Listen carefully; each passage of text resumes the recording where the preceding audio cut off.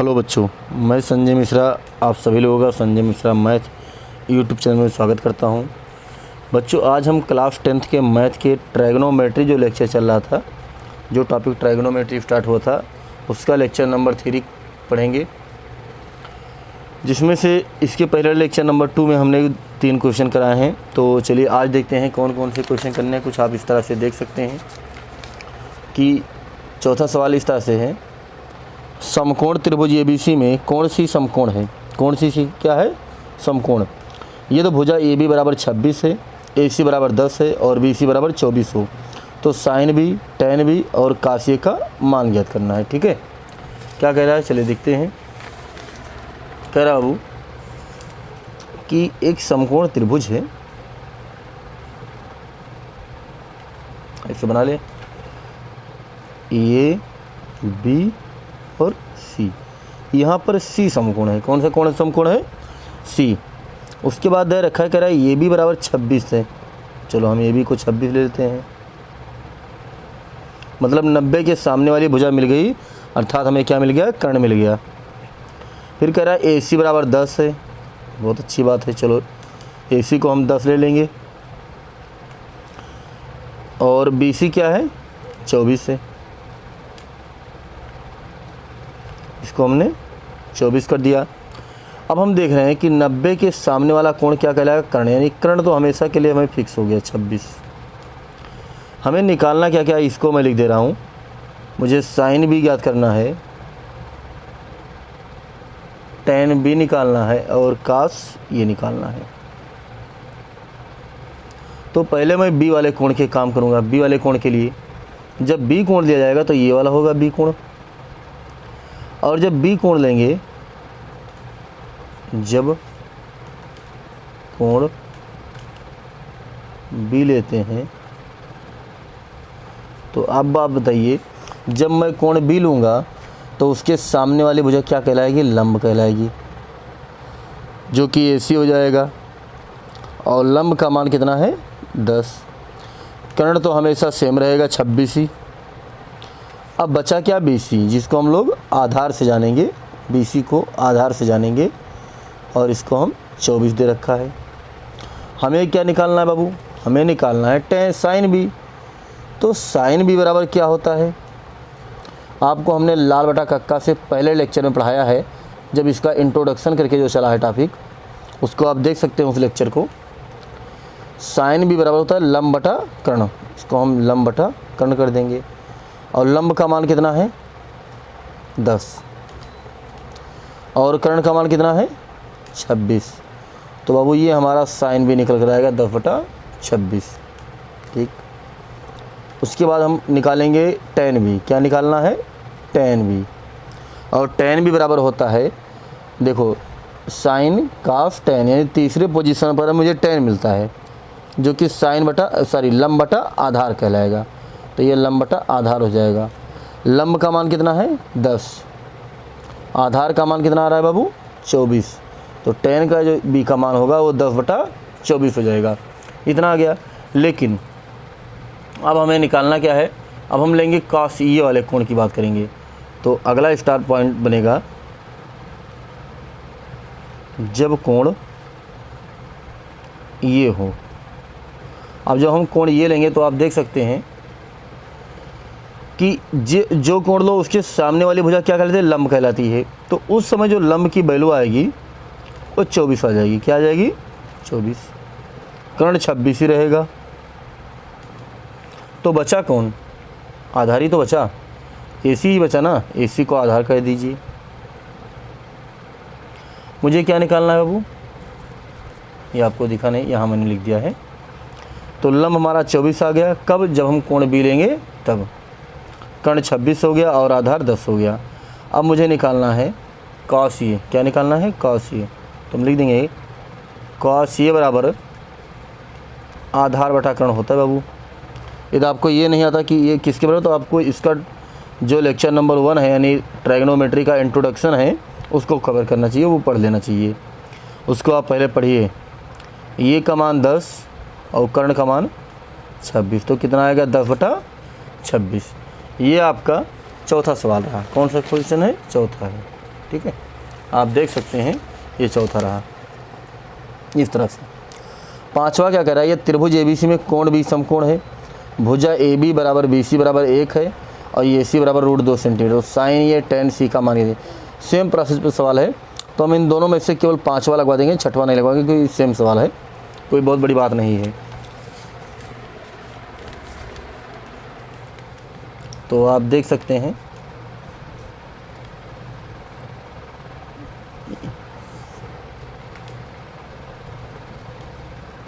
सवाल नंबर 5वां, एक त्रिभुज ABC है, एक त्रिभुज ABC है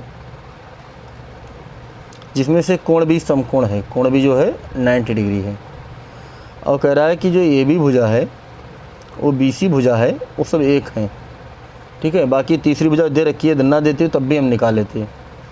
AC कितना है, √2 है। तो ये हम एक समकोण त्रिभुज बनाएंगे, ये BC, AB और BC का मान 1 है, ये 1 है और ये भी 1 है। अब ये बताओ बाबू, ये किसी समकोण त्रिभुज की दो भुजाएं बराबर हैं, तो ये कौन सा समकोण त्रिभुज करेगा, समकोण समद्विबाहु त्रिभुज।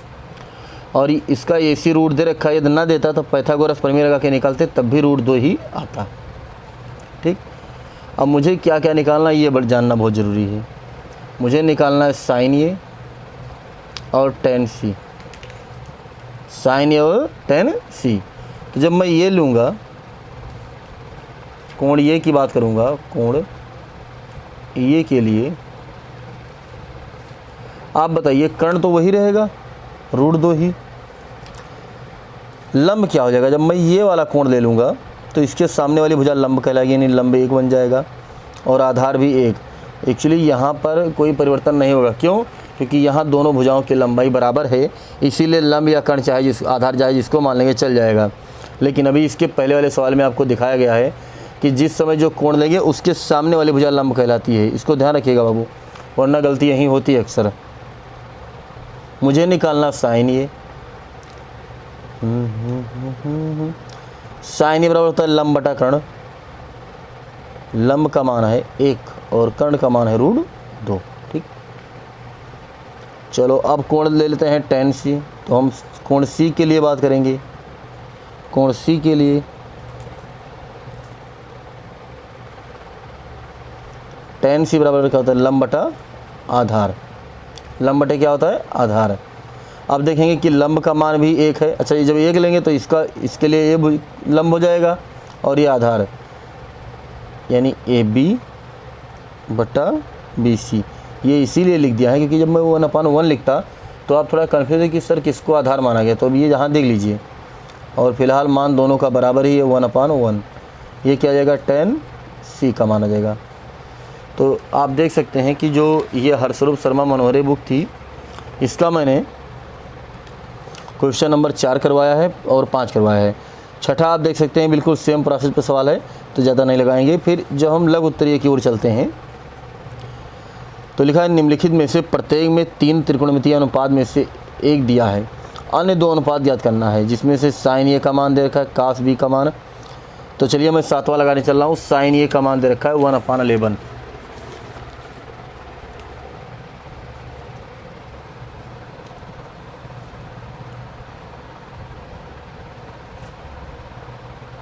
सातवां साइन ए बराबर 1/11।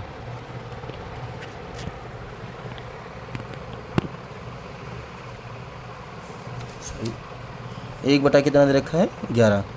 तो इसको लगाने के क्या करेंगे, सबसे पहले एक त्रिभुज बनाएंगे, ठीक। इसको कोण ये मान लेंगे। अच्छा, साइन ए बराबर क्या होता है बाबू, लंब बटा कर्ण होता है। तो कोण के सामने वाली भुजा क्या कहलाएगी, लंब, यानी 1 है, और नीचे कर्ण क्या कहलाएगा, 11। अब ये तो बन गया लंब 1 और कर्ण बन गया 11। अब मुझे क्या निकालना है, आधार। और हमें ये पता है, यदि इस त्रिभुज का नाम ABC डाल देते हैं, हम लोग को ये मालूम है कि पाइथागोरस प्रमेय से 2 भुजाएं पता हो, तीसरी हम निकाल सकते हैं। कैसे, कर्ण स्क्वायर बराबर लंब स्क्वायर धन आधार स्क्वायर, कर्ण 11 का स्क्वायर, लंब का मान 1 का स्क्वायर प्लस आधार मुझे निकालना है। अब मुझे आधार निकालना तो मैं आधार को रोक लूँगा और 11 11 121, 1 का स्क्वायर 1 जब उस साइड जाएगा तो माइनस हो जाएगा, यानी ये स्क्वायर बराबर कितना आ गया 120। जब इसका हम वर्गमूल निकालेंगे तो मैं इसको लिख दूंगा 4 × 30, 120 को 4 × 30 लिखता हूँ, 4 का वर्गमूल 2 आ जाएगा और √30 ऐसे रह जाएगा। यानी जो हमारा आधार निकल कर आ रहा है वो कितना आ रहा है बाबू, आधार का मान 4√30 आ रहा है।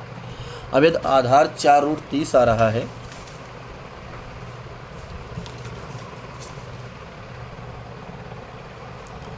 तो मुझे निकालना क्या था, अन्य दो त्रिकोणमितीय अनुपात, मतलब साइन दे रखा है तो काशीय निकालना है। काशीय का मान क्या होता है बाबू, आधार बटा कर्ण। क्या होता है, आधार बटा कर्ण।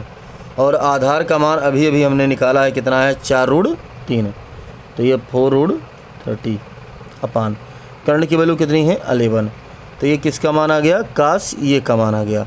अब मुझे क्या निकालना है, tan ए का मान। क्या निकालना है, tan ए का मान, क्योंकि 3 त्रिकोणमितीय लगभग माने साइन कास tan, और एक का दे रखा है तो 2 मतलब कास और tan ही तो निकलवाना चाहता है वो।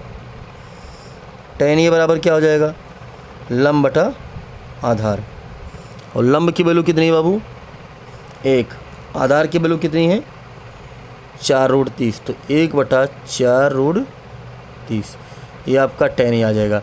लेकिन अभी इसी में ये पूछ ले कि 5 त्रिकोणमितीय अनुपात ज्ञात कीजिए, तो मैं यहीं पर एक्स्ट्रा 3 और बता दे रहा हूँ। जैसे मान लीजिए क्वाड पूछ ले, क्वाड, ये तो हमको पता है कि क्वाड जो है tan का उल्टा होता है, तो ये 1 बटा इतना है, डायरेक्ट इसको हम 4√30 बटा 1 कह सकते हैं।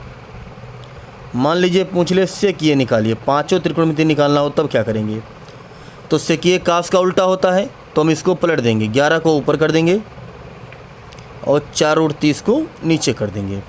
अब फिर मुझे निकालना हो कोसेकीय, क्या निकालना हो बाबू, कोसेकीय, तो यहाँ जो सबसे पहले साइन दे रखा था ना 1/11, इसको हम पलट देंगे, 11/1 कर देंगे। तो इस तरह से हमने देखा कि आज हमने कितने सवाल कवर किए हैं इस टॉपिक में, देखिए